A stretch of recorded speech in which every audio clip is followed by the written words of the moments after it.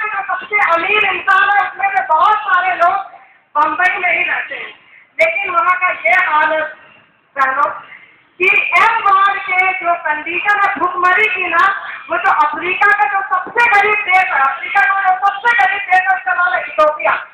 Ethiopia से भी ज्यादा बदतर कंडीशन टाटा इंस्टीट्यूट के जो अभी रिसर्च किया, अध्ययन किया, उसके हिसाब से उससे भी बदतर कंडीशन एम वार्ड बम्बई की है।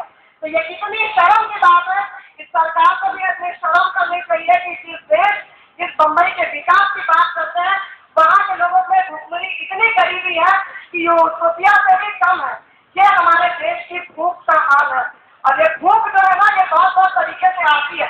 अभी भूख के नाम पे आएंगे तो मुझे वोट की मांग, तो भूख के कहीं कहीं रूप है, कहीं कहीं आकाश है। तो ये क्यों ऐसा है हमारे देश? तो हम ये कहना चाहते हैं कि हमारे देश में जिस देश के ऐसे कृषि मंत्री हो जो जिनको कृषि से भी ज्यादा इससे जरूरत होती है, IPL से उनको मतलब नहीं, उनको किससे मतलब IPL माने क्रिकेट होगा ना, आपको मालूम होगा IPL, तो उसमें अगर किसको इंटरेस्ट होगा उसको BPL में क्या इंटरेस्ट होगा? जब BPL में इंटरेस्ट होगा ही नहीं तो लोगों की भुखमरी कैसे जाएगी? अभी एक नया आपको पता होगा कि एक कानून आ रहा है जिसको बोलते हैं राष्ट्रीय अन्न सुरक्षा कानून, जो अभी लोकसभा में रखा हुआ है। उसके ऊपर वो इतना ज्यादा डाइल्यूटेड, एकदम कमजोर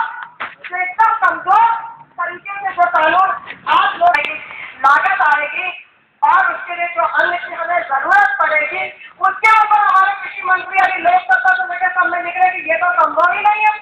हमारे देश में इतना पैसा भी नहीं है और हमारे खेतों मतलब जो हमारे किसान है उनके पास इतने अनाज नहीं है कि इतने सारे लोगों को, सभी लोगों को, 50% गरीब लोगों को हम अनाज दे सकें। ये बात करें तो क्या ये सच मानेंगे आप? क्या देश के पास अनाज है कि नहीं? और पैसा नहीं है हमारे देश के पास?